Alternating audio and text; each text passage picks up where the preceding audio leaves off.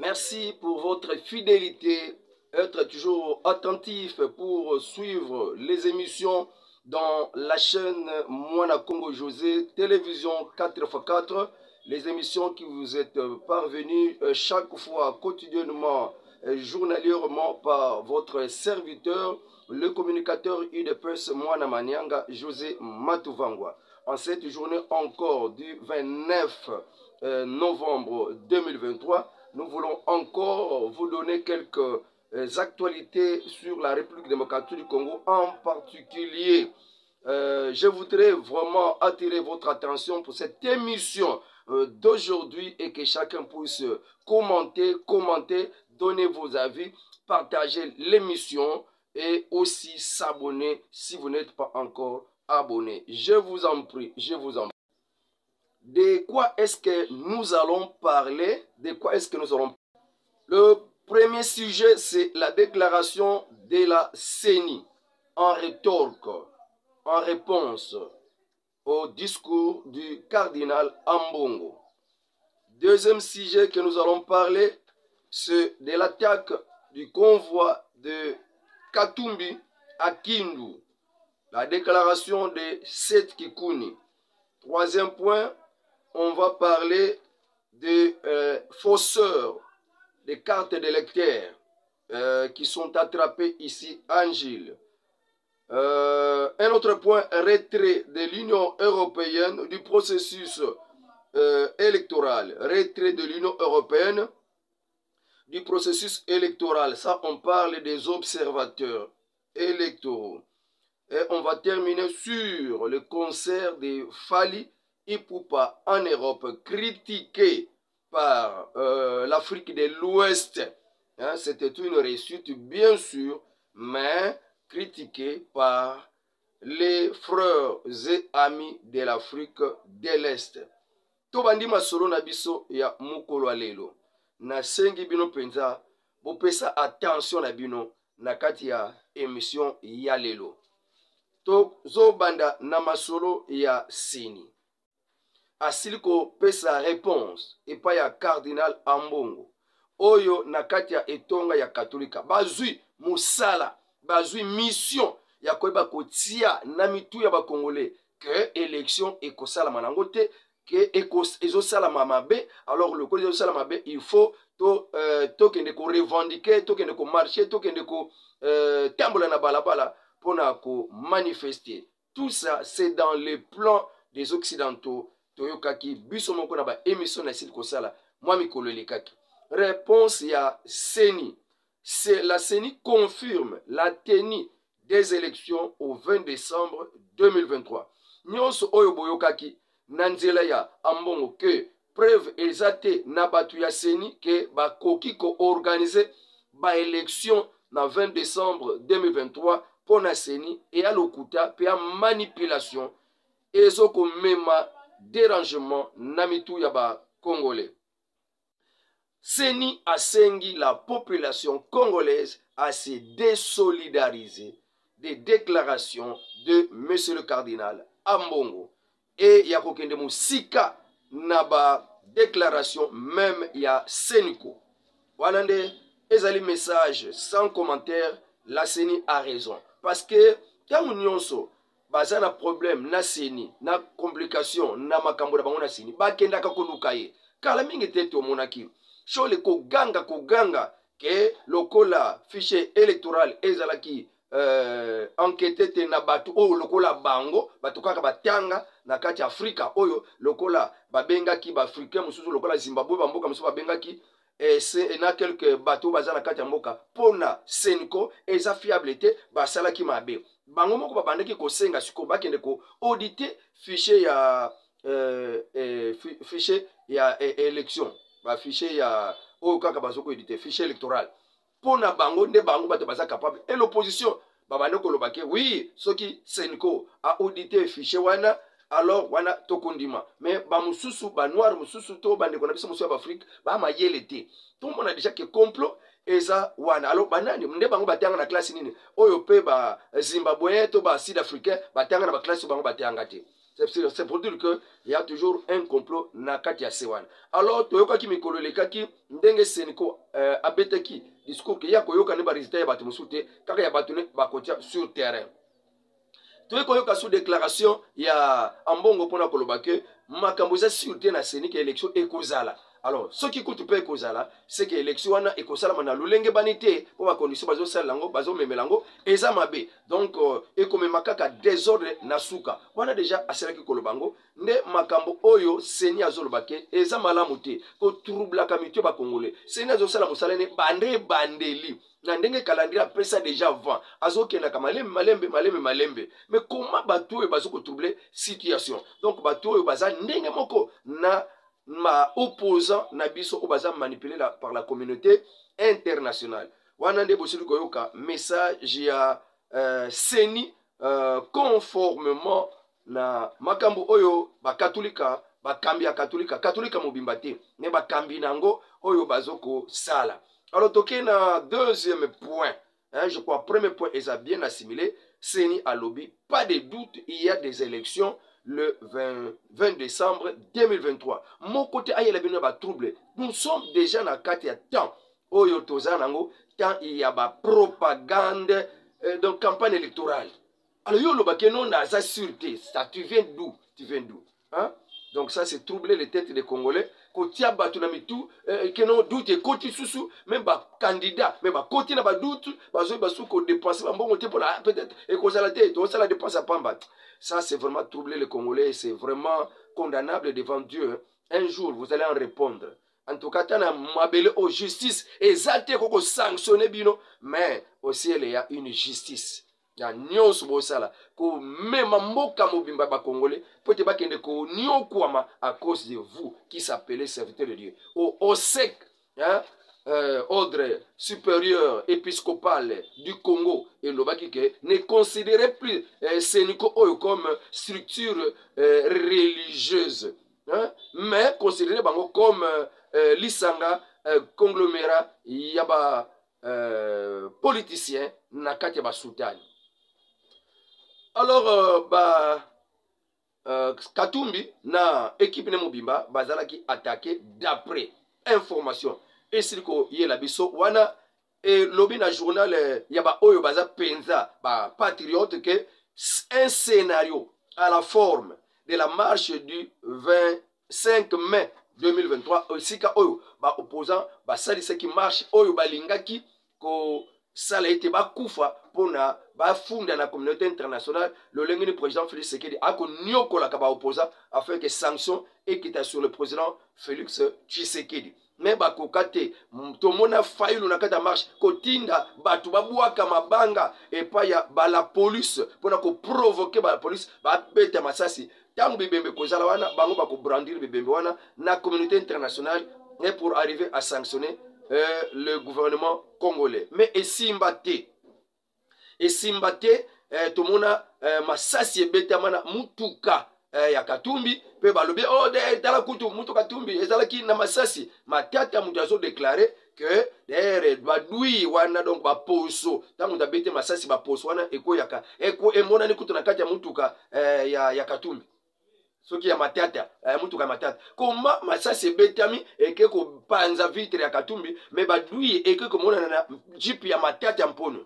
Donc c'est pour dire que bisike utaki masasi wana mundu ki obetaki jeep ya Katumbi et utaki nakate jeep ya matata mpono. Donc c'était une politique donc scénario fabriqué diaboliquement pour nakaka kokuluka kaka bolamu na bango régime ezala sali. Donc tu vas banda déjà makambango bien avant. Alors scénario oyo ndenge journal ont marqué un scénario à la forme de la marche du 25 mai 2023 pendant la marche de l'opposition à Kinshasa. La police tire des balles réelles sur le président de la Ligue des jeunes de l'ensemble, Oyo Babengi Maître Dido Kakisingi. Dido Kakisingi. Dengue Bazo, relaté bisonaba information. Alors, il paraîtrait que la maire de la ville avait interdit le meeting et salama, la tribune publique wana pona kokosomoko yako. Réparer place wana mais pour na ba opposant eza manœuvre kaka esalama ki pona ko empêcher ba opposant ba ya kosala lisusu ba meeting na bango wana. Bon, ata ce que qui manœuvre que ba opposant ba ke so na donc maniema mobimba place musia kosala campagne ezati. Ah, est-ce que tozaka na place publique pona ba basala ba campagne mais tu utilaka ba stade, tu utilaka ba terrain ba kosala nani campagne na yo. Seulement na place publique au l'état sala. Balobi ke l'état ce qu'on lobi ke wana place wana ezana ba makambo depuis mokonza mboka likwana ezu ba dégâts esengele ba réparer mutu mususu akende kosala susu ba meeting na ye wana te wana bino boko douter te pour ba place za ebele okende bino siko bo sali seka est-ce que salama ke na place publique donc tout ça alors ba lobi que ba tak wana ya ba policier ndenge ba tirer bango na kati ya cortège na bango eza des manœuvres ya gouverneur ya Maniema Obabengi Idrissa. Idrissa d'après Katumbi que Idrissa m'a organisé ba orchestré plan wana ba policier ba tirer sur cortège na bango. Mais à part ça et bandaki na que foule ya population ba bandaki ko boaka mabanga sur cortège wana. Et belé il paraît bazoki. Na source sûre il y a sur place balobi ke tango mabanga wana ebandi sur cortège ya Katumbi ne la police eyaki pona ko protéger cortège ya Katumbi afin que mabanga ezala te nde babandeki ko tirer en l'air pona ko disperser la foule oyo bandeki ko beta mabanga d'après information population oyo bazalaki wana mais na kati ya mele wana na kati ya désordre wana ekomona na ke na kati na foule oyo bazo protéger nde moko aiko kufa nalobi moko aiko kufa batu nyonso bazalaki wana donc lisasi ya basoda ndenge ezobetama ezu kaka mutu moko ezu Katumbi te ezu baset kikuni te donc wana yango balobi ke scénario à la forme de la marche du 25 mai po eza nango bango moko basala programme na bango po balingaka baboma nanu mputu trésor awa po balobela ke eza nde bamilitaire basoda bato babomie basoda na biso bato babomie donc il forge des projets et po babambeli yango ils sont prêts à tout spécialiste na makambo wana bato baza baspécialiste na makambo ya kofonde ko inventer likambo pe babambela donc ils ont forgé leur programme babomi mutu na bango bango moko alors gouvernement alors basoda or que sikoyo gouverneur mais Maniema Idrissa alobi ke d'ailleurs kutu ba population ba militaire ya ensemble moi mikolo elekaki bakena ko déchirer ko bebisa ba effigie à chef de l'état est-ce que biso to betela ki masolo mais bino makambo zo salama nde bozo mona kaka bozo bamba kaka Idrissa bozo bamba kaka gouverneur ça ce n'est pas normal biso to zana mapinga pona ko protéger mutu nyonso pe to zana makoki wana ko protéger to zana droit wana to zana affaire moko te pona yo pona to sala bino mabe mais to monene kaka mutu moko kaka kufi waza président ya jeunesse ya ensemble donc ça doit déjà vous amener dans des analyses parce que bato bazala makasi na ko monter ba scénario kaka ndenge ba M23 basala kan kala mingi te Kagame alingaka monter scénario a bombarder Gisenyi ye moko a bomisa bato bako brandir oh la RDC nous a bombardé donc c'est ça toujours des manœuvres oyo bato oyo bazala kanango donc toyo kanano déclaration ya Seth Kikuni d'après lui le gouverneur de Maniema avait retiré tous les policiers oyo bazalaki na garde na bango na protection na bango donc yende muta créé couloir wana alors la population a jeté les pierres des tirs à balles réelles et bandaki pardon des balles réelles et bandaki nde ememi liwa ya moko ya ba au cadre ya ensemble. Le Katumbi accuse le gouverneur Idrissa Afani d'avoir envoyé des forces de l'ordre pour tirer sur leur cortège. Nde Idrissa, le gouverneur Alobik, non. D'ailleurs, Koutoua Mikolo Lekaki, bato ensemble, ne ba bandé ko déchirer ba effigie à chef de l'État, ce qui est contraire na katia makambu ndenge ya élection ezali. Alors, cette Kikuni, avant d'été, a sali déclaration fracassante. Déclaration na Yelobi que Tshisekedi cherche la guerre civile. Il aura. Voilà déclaration ya cette Kikuni. Tshisekedi cherche la guerre civile. Il aura. Kuna rapport nini na makambo oyo ezakuna na guerre civile. Ezande élection, c'est ça nga azalaki attaqué na kati ya Grand Kassai. Même colonel alobaki eza guerre civile.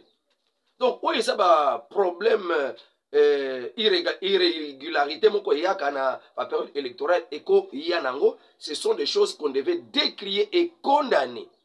Mais pour la kolobake ndenge ba attaquer Katumbi na une population inconnue d'origine et d'identité na katia manema que eza déjà guerre civile et lingue banda, ça c'est déjà quelque chose et c'est to yekolango bien peto analyser ngo bien que c'est déjà prémédité que loko bango moko ba méditer yango pour na ba même guerre civile parce que loko événement wana ça n'a rien à voir avec la guerre civile. Alors, cette qui connaît on se réfère na makambo ezo salama na kati ya malemba nkulu et sikoyo ezo salama na bukama na koyokisa bino na kolekisela bino image moko boye ya attaque ya bakasa ye maintenant et yeso en plein makasi na malemba nkulu to bango moko babande kolobaka ezalaki nango essaie mais oyo ekanamaki na kasumbalesa epai ya chef coutumier na bango c'est encore pur sikoyo nde na mokolo lobby lobby mardi na mokolo lobby mardi nde ya le 28 nde batake bakasa ye bakimi bayebani kutu te bisika bazali donc kolanda ya kosakana te orke na kasumbalesa moto azokana ke esika nyonso baluba bakokufela bakundama na mabele te mais sikoyo na mboka oyo bokolanda na kati ya image na komante nani alors na attaque oyo esalami na Kisangani na batake oyo ezosalama mpona baluba nyonso bakasa ye nyonso na mboka na mabele ya bakatange wapi guerre civile est-ce que bayoki déjà déclaration bakasange mpona koloba déjà ke en tout cas bakatange mpe bazela biso to bakongo mpe badéclare ndenge babandi kosala bandeko wana kuna alors biso mpe to revendique wana eza déjà guerre civile nde yango oyo déjà parce que tango bakasa ye bango mpe bakorevendique bakobenga na bakatange kuna mpe bango ekokende kosetendre na bakongo ekende kosetendre na bangala alors ekokoma guerre civile okuti moninga na yo aza ekole mosusu alors obomi ye obengani ye alors nde ekokoma guerre civile ndenge ezalaka na Rwanda de 90 à 94 banani bato bamema biloko wana ke koyinana ya batuchi na bautu ememaka guerre civile okuti motuchi obomi okuti moutu obomi. Donc, c'était toujours les Occidentaux qui opposaient bango sans discernement, opposaient bango na mboka na bango, et les Noirs commencent à s'entretuer. Et c'est ça qui se passe maintenant pour les intérêts à bango moko, Occidentaux que les Noirs comme des bêtes s'entretuent. Et jamais le coin ne cause à la tête qu'un Noir influence l'Europe, babane ko bête na bango bikolo na kata France na kata Grande-Bretagne. Hein, les Noirs, réveillons-nous. Donc, on ne peut pas se comporter comme des bêtes manipulables. Ndenge moko nzamboka.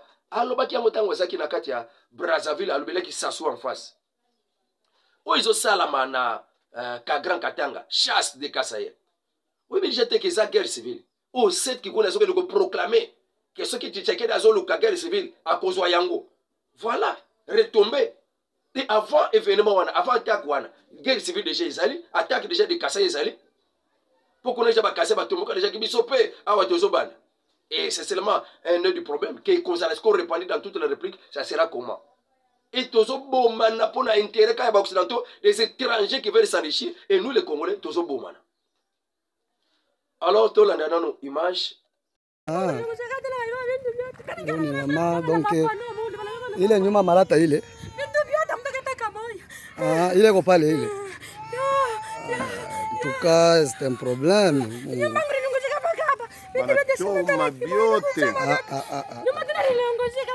Il est malade, il est au couler. Oh là là, oh là là, oh là là, oh là là, là là là là. Blême. Yo yo yo. Il vient venir na shaba nena. Il va y motar ne. Il peut sansa. Il va pas fort. En tout cas, on se kuimba wenda ko vete ulanda bukata. Ulanda bukata ntone bantu wenda bemba kimbo, wenda ko di motar ko ne va fodile quoi. Kimbo wenda be ma groupe baka wala kwa tukile body bona na manyimu kama dibana be kule ile yote dona choma manyo pantene hapo ni problem pamoja na pantene donc ni pa 5 km na Bukama ni moto bari kuta sécurité unafua kazi sécurité ni colonel tunaona na administration bomoni pe bozolanda pe boyebi que quelques candidats oyo bazotambola lelo. Comment ils ont organisé des jeunes pour la Katanga pour distribuer des machettes pour la Kuluna. Tout ce que vous voyez comme insécurité, par exemple, Félix Azoko Kate ko maîtriser. Et autres la banane. Qui est derrière, tout qui sont derrière. Biloko wana, biloko wana, nous sommes désordre, insécurité. Bah, mais bah, ils décrier. Bah, c'est le président qui ne fait rien. Ils sont eux-mêmes congolais. Na yoki sabino, susu nanu, na boyoka nanu moi, image wana, botaro image wana. Jambonu, atoto akatanga moneshe mbele ma biceps yenu. Moneshe ma biceps watoto akatanga. Pima uyambe. Pima uyambe. Tunasikilizana. Tunasikilizana. Si tuko bantu ya salama. Tunasikilizana. Ile tunataka ni demokrasi.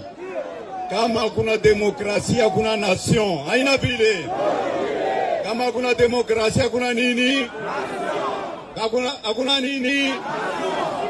Atuchokoze muntu hata huyu moya. Kama unajiba bitoyo ubiole fashe ingine.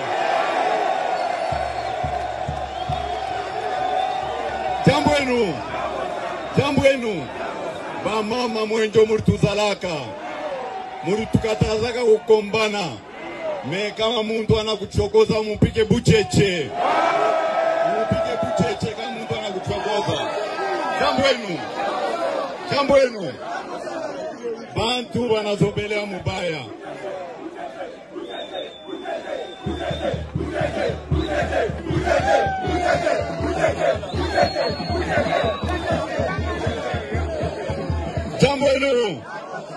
Jambo enu. Hapa sasa kwanza kulamukiani paka. Tu comprends ce que message oyo osek après ça qui que il y a des il y a de la Senco travaille au profit aussi de quelques candidats dont leur raisonnement, leur projet est ça yakubalikaniser Congo. Et la Senco travaille au profit des impérialistes au Balingi kubalikaniser Congo. Donc il y a l'église catholique avec son Senco, et le Ambongo en connivence, en complicité, n'a quelques opposants pour na ko baby samboka ko mema yango à feu. Il n'y a que ça et ça raisonnement bango. Balingi élection té. Soki kaka président Félix a s'entêté ko organiser l'élection et ils vont troubler. Alors ngai nazo komituna. Mboka oyo batu balingi élection té. Bato basala lobby. Lokola moto lokola 7 kikuni. Lokola bato basala lobby qui ont des paroles aujourd'hui, ya ko pesa biso leçon, qui ont des sangs de Congolais encore dans leurs mains et les lots qui promet guerre civile et les Congolais bavandi sans manifester. En tout cas, ça passe. Alors, ok. Agent Seni Moko, grand informaticien. Bakangaki. Un agent de la CENI et 3 policiers interpellés pour délivrance de fausses cartes d'électeurs à Kinshasa. Parmi eux, il y a Papi Niati Mpolo, agent temporaire de la CENI, et 3 autres policiers, le brigade chef Nzuzi Kinzunga Joli, Séraphin Mwanda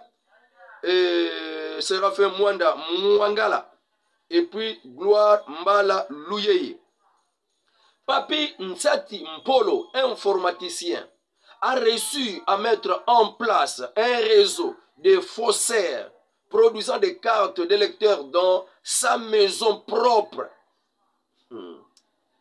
Sur l'avenue Kimpemba, numéro 30, quartier 3, commune de Ndjili, à Tchangu, Kinshasa. Une fois le client arrive pour solliciter un duplicata au niveau de la police, ces agents de la police perçoivent 10 000 et ils vont aller les donner à ce monsieur informaticien pour leur fabriquer des cartes d'électeurs utilisant des machines qui étaient utilisées en 2017. Et le groupe de fausseurs sont attrapés. Donc, vous voyez qu'il y a de ces fausseurs là-bas, na kati ya Njil, quartier 3, commune de Njil, na quartier 3, na Kimpemba. Informaticien moko azo utilisé ba biloko ba salela na 2017 pour la carte de lecteur yende azo ko sala ngona ndaku na ye azwa ngondenge nini toyebite je crois na tango na azala ki agent atikala na mwa ba imprimante wana nde tango suko batu bake ko se présenter na kati la police pour ba duplicateur il y a de ces policiers baza na kati ya charge ya kozwa ka ba client comme la kabango pour la ko kabola ba pourcentage et loko wana balobi ke batu nyonso bazwi ba carte lecteur et pas ya batu wana ba kotika la ko voter te nde na bengisi bande ko nyonso anjili bazwaki ba carte wana ya mabe bakende ko refaire bakende na destination oyo penza na kati ya quartier 2 kuna babengaka na soki babengaka ngona Makemba wisika bureau ya Seni ezali na quartier 2 commune de Njil kuna nde bazopesa kuna nde bureau ya Seni ezali kuna nde bazopesa ba carte ya électeur ok kozwa duplicateur na la police ko kende te o police ezulanga 10 000 francs kende ko yelanga carte électeur non yo moko kende na duplicateur na yo kuna na Makemba quartier 2 commune de Njil bureau ya Seni eza kuna bakopesa yo ozwa libanda ya quartier 2 wana alors yebake zonga kende kozwa ya bien kuna sinon okovote te okokama si j'ai sous retrait à Union européenne na processus électoral et observation et yendenge nini situation wana balobi que l'Union européenne décide de rappeler sa mission d'observation électorale déployée en RDC. Cause: les autorités congolaises ne sont pas parvenues à lever des blocages qui ne permettent pas aux experts de faire leur travail sur terrain. Pourquoi? Plusieurs matériels comme téléphones satellites n'ont pas toujours reçu le quitus, la permission, l'autorisation d'être déployés en République démocratique du Congo par les experts et observateurs. Mais cette décision du président du Conseil européen ne fait pas l'unanimité au sein de l'Union européenne. Quelques pays, quelques capitales de l'Union européenne plaident pour la reprise de pourparlers, la reprise de la mission d'observation.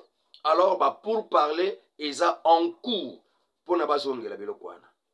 Makambwana qui Union européenne a causé la observation. Donc, tout est politisé dans Katamboka Congo. Comment l'Union européenne, tous ces gens là-bas, ONU, tous ces gens là-bas sont pour le Rwanda. Et le Rwanda, bazala candidat na bango awanamboka qui est Katumbi et Mukwege, au bazobenga ba candidat de l'étranger.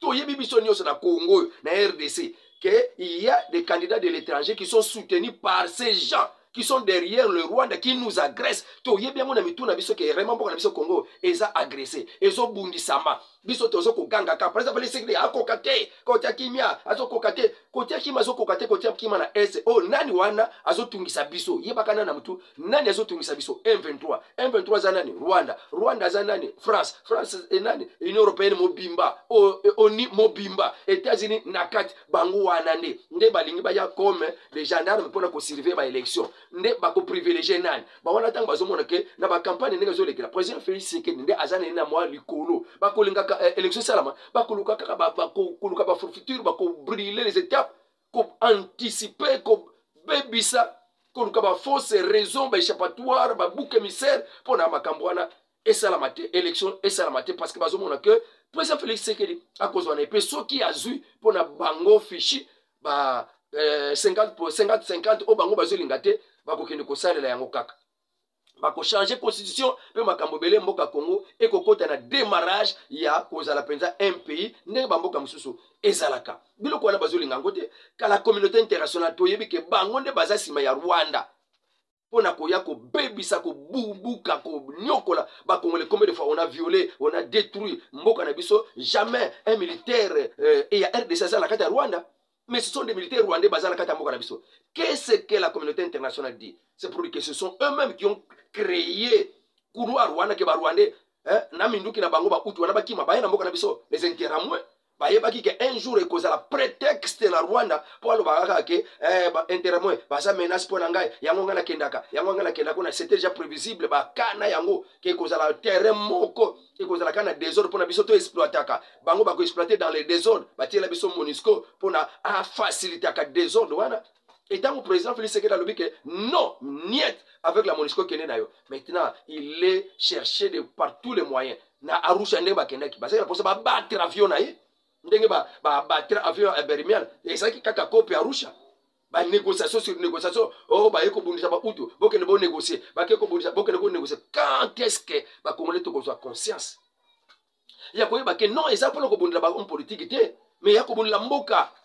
Kana loba kaka est-ce que mukulu wana penza ba couple na bango ya ndenge ba cambrioleur ba kidnapper ndenge ba batu ba mobondo wana bazoya ba kuluna bazosala musala oyo bango bazoko pesa renfort bazoka ne ko tuna ka batu ke yo zana ensemble yo zana PPRD yo zana UDPS bazotuna te oza seulement habitant ya Congo bazoboma bazobebisa nyonso la pona kaka ko salir régime.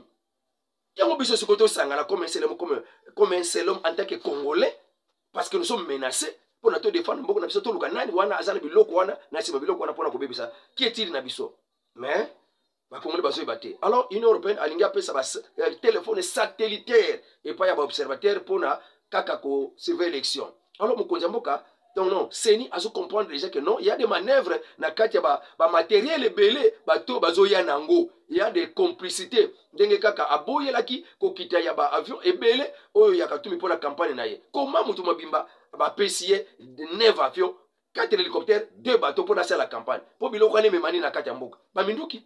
Donc tu comprends déjà qu'il y a des manœuvres na sima biloko wana. Ba boyeli yango. Oh président Félix azobanga, azoboyela biloko na campagne ya katumbi kita. Il y a toujours une manœuvre derrière. Alors on doit comprendre déjà que biloko ebele oyo ba matériel ebele bato bazolinga baya nango eza suspect pona mboka na biso. Yango bazo boyela bango biloko moso oyo te boyaka comme observateur. Est-ce que ba observateur bayaka biloko oyo? Est-ce que bazo yokana te? Ah biso toke na biso. Pour dire que so ba ke des autres de côté kana kokota ba ko menacer na ba ko travailler na nzela ba opposant ba ko mema bato na balabala. C'est ça maintenant, biloko bazo bongisa après les élections comme Ambongo l'avait dit, il faut des ordres des alabama même balabala afin que des ordres des alango to kende la transition d'après leur calcul pour baser qu'on soit pouvoir. OK, conseil ya fali et salamaki nakati ya Europe. Nakati Europe je crois en France des ba ouest africains ba lobby belé. Plus de 40 000 personnes mobiliser ba uti bipai na bipai bamboka na bamboka bakene ko participer et moni ba kongoli tango fali azo yemba bazo lela lokola kanele to la église ole la masumu na yo. Mais comment ba ouest africain, comment les mamans congolaises qui pleurent parce que fali chante donc écoutez nzembo ils ne peuvent pas pleurer pour leur pays et tant bazo benisa ba marche vous ne verrez même pas 500 personnes. Les Congolais sont mobilisés. Mais ils sont mobilisés pour un musicien, pour la danse, le plaisir, à manger. Ah, bah, fingi biso makasi. Et bah, les deux témoignages ouest africains. Bah, Congolais, to la muka. Même on a Kinshasa, fallait sur Bengi Sabat. Combien? Et ça, bah, coton, sang. Mais jour, oh, moutumoka Bengi Sabat, to pona Congo na biso, ndenga ba mindele, bazo télé, mais la biso, balinga ba division mboka na biso, bana projet ma be contre mboka na biso, bazo utiliser ba opposant, boya to tambula. Vous m'avez quelques bateaux. Yang ba konde to ndengini. Donc bazo ba moko bazo mona biso bazo finga biso ya kosakana te. Et moi vraiment les Congolais sont très bêtes. Et biso nyonso zo kota na mafinga wana.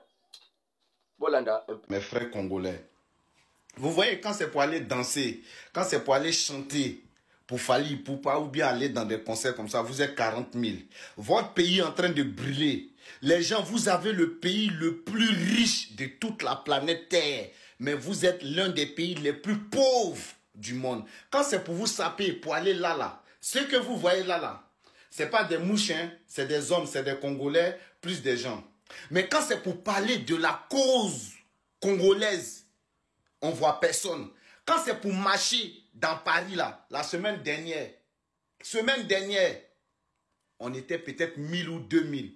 Mais là, je vous parle de 40 000 personnes. Les gens sont quittés en Belgique, ils sont quittés en Hollande, ils sont quittés en Allemagne pour venir marcher, pour venir là, pour regarder le truc de Fally là. Regardez comment c'est rempli. Pour ça là, vous êtes champion. Vous sapez, vous tout. Mais le Congo qui est en train de brûler, une petite milice ou bien un petit pays comme le Rwanda qui vous attaque, qui vous tue, qui tue vos femmes, qui viole vos femmes. Là, il n'y a personne pour marcher, il n'y a personne pour revendiquer. Mais quand c'est pour remplir les salles comme ça, là, vous êtes champion dedans. Mais vous pensez que vous, peuple congolais là-haut, si vous ne vous réveillez pas là, qui va faire ça pour vous? Vous attendez Dieu pour faire? Non, personne n'attend Dieu. Vous ne voyez pas au Mali? Assimi Goïta est en train d'abattre un grand travail. Vous ne voyez pas au Burkina? Vous ne voyez pas. Restez là, allez remplir les salles. 40 000 personnes. Ne faites pas voir ce qui se passe dans vos pays respectifs aux yeux du monde, comme en Palestine, comme en Ukraine, comme en Russie. Restez là, allez-y danser Domolo, allez-y. La vie est belle, la vie est doux, doux. Eh bébé, Dieu va laisser votre pays encore plus de 200 ans en train de se faire malmener, en train de piller. Les gens vont piller votre pays. Il va laisser encore. De la manière le roi Léopold II avait vendu tout le Congo là. C'est comme ça le Congo va rester. Continuez. Quand on vous dit de sortir, ne sortez pas pour venir marcher, ne sortez pas pour venir revendiquer ce qui vous revient. Restez là en train de faire thé. Bande d'ignorants, bande de tchokosseurs, bande de mangeurs de safi à Château Rouge. Quand c'est pour ça là, vous êtes champion dedans. Mais moi, je vous mets en garde. Je vous mets en garde. Le samedi 2 décembre, il y a encore une marche pour le Congo. Vous êtes sortis nombreux pour aller au conseil de Fally. On espère que vous allez sortir nombreux comme ça aussi pour venir marcher, pour que toute la France, tout le monde entier sache que ouais, le Congo vit un génocide depuis combien d'années? Plus de 16 millions de morts. Des enfants meurent dans des trous. Des gens creusent du colbat, du coltran dans vos trucs. Et vous-même, vous êtes pauvres. Et ça vous dit rien. C'est nous là, on casse se lever, on casse taper nos poitrines pour vous. Hein? La charité bien ordonnée, elle commence par soi-même. Si vous-même, vous ne pouvez pas vous mettre devant, personne ne va faire ça pour vous. Aujourd'hui, les Maliens se sont levés comme ça. Les Burkinabés se sont levés comme ça. N'attendez pas Dieu qui va faire pour vous. Pendant que vous remplissez les églises, les Occidentaux là, qui ont envoyé Jésus chez vous là, ils sont en train de fabriquer les âmes. Voilà. Les Israéliens, les Palestiniens, les Saoudiens sont en train de fabriquer des âmes. Oh là-bas même il y a Dieu. Vous là, Dieu vous a tout donné. Vous laissez dans la main des gens. Samedi 2, celui qui ne vient pas, c'est un barbier, c'est un maudit. Et puis on se croise là-bas. Celui, pour ce que j'ai dit là, celui qui veut me... Je suis là-bas. Bande d'inconscients. On se prend le samedi 2. J'espère que vous allez tous venir, comme au conseil de... Est-ce que vous avez vu les images des Congolais au concert de Fally? Vraiment, je suis choqué. Je suis choqué, je ne suis pas émerveillé. Je suis triste. Un peuple qui est meurtri depuis des décennies, je dirais même des siècles. Mais on dirait que sa diaspora n'est pas consciente de ce qu'il attend, de ses devoirs, de sa responsabilité. J'ai vu une maman pleurer, tomber par terre, s'écrouler comme si elle était possédée par le diable, rien que parce qu'il a fallu écouter chanter. Mais voyez cette maman, est-ce que cette maman va se mobiliser aujourd'hui contre la guerre au Congo, contre les enfants qui sont tués, les femmes qui sont mutilées? J'ai jamais su qu'il y a autant de Congolais en France. D'abord, c'est la première information que j'ai eue moi. Deuxièmement, je suis triste parce que vous organisez une marche contre la guerre au Congo, vous ne voyez même pas 100 personnes. Donc, si vous voulez mobiliser des Congolais, il faut les faire chanter, les faire danser. C'est triste. Quand est-ce que cette diaspora va donner l'exemple d'un engagement pour libérer son peuple? Parce que la diaspora a un rôle fondamental et l'image qu'elle dégage aussi est fondamentale. Parce que souvent, elle est prise comme référence. Mais si cette diaspora est focalisée sur la musique, la danse, tout ce qui est loisirs, la sape et tout, les gros magasins, je pense que la jeunesse sur place qui doit se battre elle aussi, qui doit mener le corps à corps, n'aura pas de moyens psychologiques ait un engagement patriotique suffisamment fort parce qu'elle manque de références. Honnêtement, je suis triste parce que tout le monde pleure pour le Congo, sauf les Congolais. Moi, c'est ce que j'ai l'impression que c'est ça. Tout le monde pleure.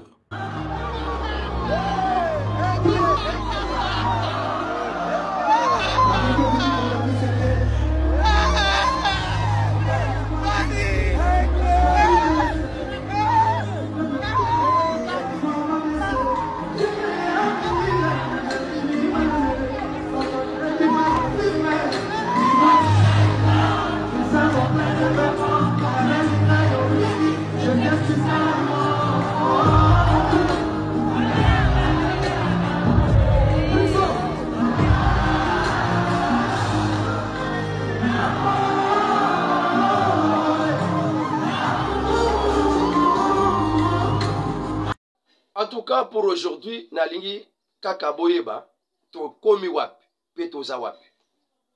Le pays est en danger. Ceux qui va congolais to gola kakate, que vous êtes congolais, mais vous êtes simaya, c'est qui kuni na kaya kabila qui ont tué les gens, comme on a ça pour babundu da Congo, bakufa combien? Hein? Les loyaux, ceux qui sont venus comme il y a des célibats, des esprits célibats, qui a coincé les sociétés, qui est long à l'État, et comme il va priver à Bangomoko. Pour y matari, et comment il Nani a dérangé qui a yiba Jekamine na mabele nae. C'est pas Katumbi qui a détruit Jekamine na bato Kabila. Hein? Et aujourd'hui, ils ont l'audace à Koloba, on dirait qu'ils sont saint. Et la population congolaise parle en Bango, et ils sont menacés. Nous, ils sont menacés. Garde civile Koya, après l'élection, trouble. Kambong, ils sont menacés. Trouble Koya, Kuna 7 Kikuni, garde civile Koya. Et les Congolais te vendent. Toi, là, tu n'as pas fallu, mais on ne sait pas marcher. Tu as l'ambassade de Nyonso, les États-Unis, l'Union européenne, tu as l'ambassade de parce qu'ils sont derrière Biloko et Arwan. En tout cas, et ça la passe temps qui m'a finga ya Ouest africain, ils ont raison. Le 2 décembre, ils ont organisé, les Maliens, les Burkinabé, ils ont organisé marche pour le Congo. Les Congolais, est-ce que ils ont marché pour nous? Bino Bozate. Donc, ils ont marché pour nous. Si tu as la marche pour la Europe, tu as la marche pour le Congo, Mindele, Batika Congo, RDC. Parce que les Congolais, ils ont 40 000 kuna. Mais beaucoup de ndenge kaka bakoningana bato bazasi mabilo kwana ndenge bakoningana. OK, plus 243 89 92 51 866. Avec Dieu, nous ferons des exploits. Abonnez-vous massivement. Aimez l'émission, partagez l'émission, commentez, likez. Vous ne serez pas déçus. Pour raisonner ba Congolais, il faut to linga mboka. La patrie, c'est la patrie. Na yebi ke okoyoka mwa muke. Oyoka ki muke extrêmement na tiaka ya Lumumba. On a kolobake, c'est le temps de s'unir peuple congolais. Car le projet de l'ennemi est comme déjà na souka. Au revoir, à la prochaine.